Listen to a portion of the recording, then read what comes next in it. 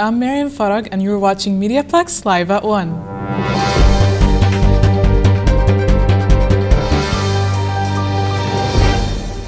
If you're looking for a successful March break, then Juliana Bonnet has some tips. Shovel your winter worries aside and hightail it to the sun this March break. Some tips for a successful March break is to book ahead of time, pack everything you need, and pack your car a few hours before leaving. Josie Basilje, a manager at Sayers Canada, says she cannot wait for her trip to Cuba this March break. This year, normally we've traveled to some cooler places. This year we've chosen a tropical destination.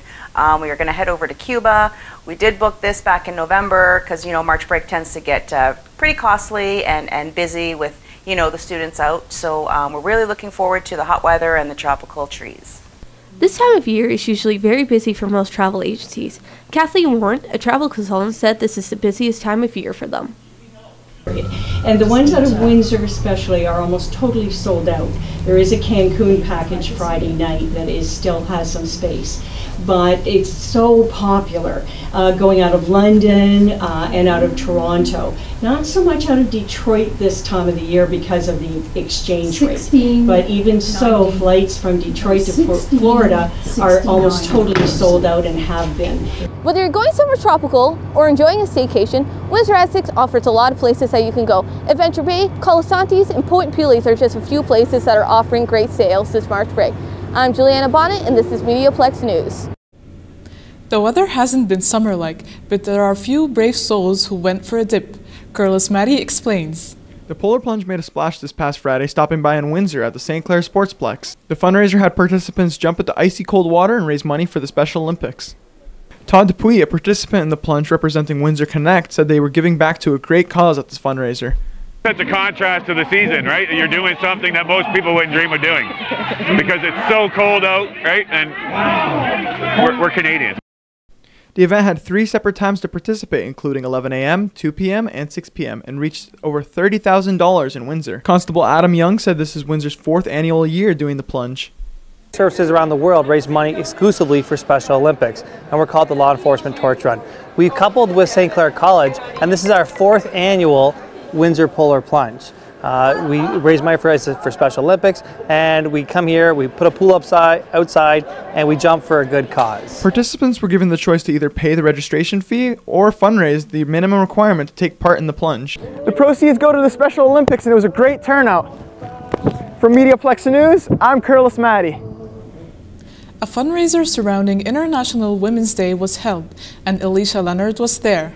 United Way Windsor Essex 2nd Annual Tampon Tuesday was a huge success, period.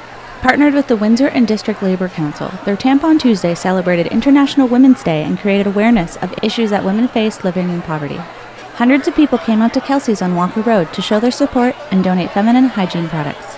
United Way Windsor Essex CEO Lorraine Goodard said the amount of people that came out to the event demonstrates how women can come together to support each other.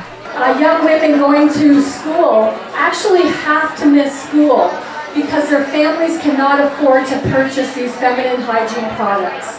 So when you think about a young woman growing up in low income, facing many barriers, and on top of that, she's missing so many days a month of school.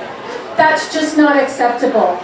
Goodard said last year the number of people who attended filled the bar area inside Kelsey's restaurant. This year, however, the restaurant was overflowing. Senior Constable Celia Gagno said Tampon Tuesday is a fantastic initiative. When I was 14 years old, I was living on my own and money was pretty tight. So the cost of necessities like these ones make it difficult. I worked 2 part-time jobs, but even after that, it made it hard for me to figure out which funds were going to be challenging or not. Far too many women in our community are living in poverty or low income. At the end of the day, women are forced to choose between eating and buying feminine hygiene products. Based on the number of people that came out this year, Tampon Tuesday is going to need a bigger venue next year. For MediaPlex News, I'm Alicia Leonard. Turning to weather, today we will have a chance of flurries with a high of 2. Tomorrow again a chance of flurries and a high of 3. And Friday, expect a mix of sun and clouds with a high of 2. Thanks for tuning in. I'm Maryam Farag and you've been watching MediaPlex Live at 1.